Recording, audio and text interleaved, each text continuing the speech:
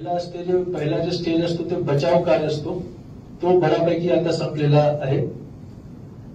आता जे दुसरा भाग आहे त्याला मी रिलीफ म्हणतो.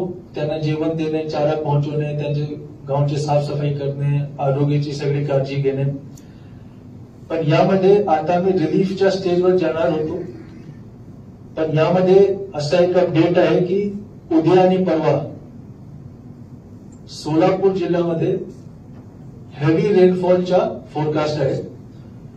धाराशिव मध्ये ऑरेंज अलर्ट आहे उद्या आणि परवा, म्हणजे की व्हेरी हेवी रेनफॉलच्या फोरकास्ट आहे. आणि अहिल्यानगर मध्ये पण उद्या आणि परवा हेवी रेनफॉलच्या फोरकास्ट आहे. आता धाराशिवच्या ज्या पाणी आहे परंडा तालुक्यामध्ये स्पेशली ते सीनामधून आमचे जिल्ह्यामध्ये येत असते.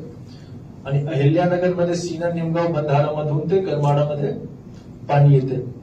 तर म्हणून आता एक शक्यता आहे की पुन्हा एक पूर परिस्थिती सारखं निर्माण होण्याची शक्यता आहे, विशेषतः करमाडा, माडा आणि मोहोळ तालुक्यामध्ये.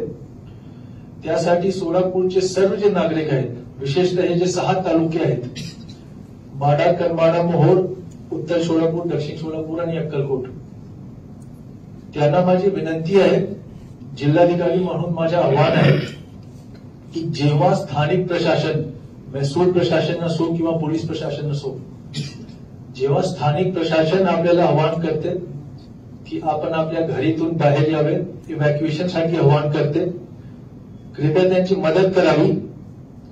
आपल्या सुरक्षेसाठीच आम्ही ही आवाहन करतो आणि आपल्याला बाहेर काढतो.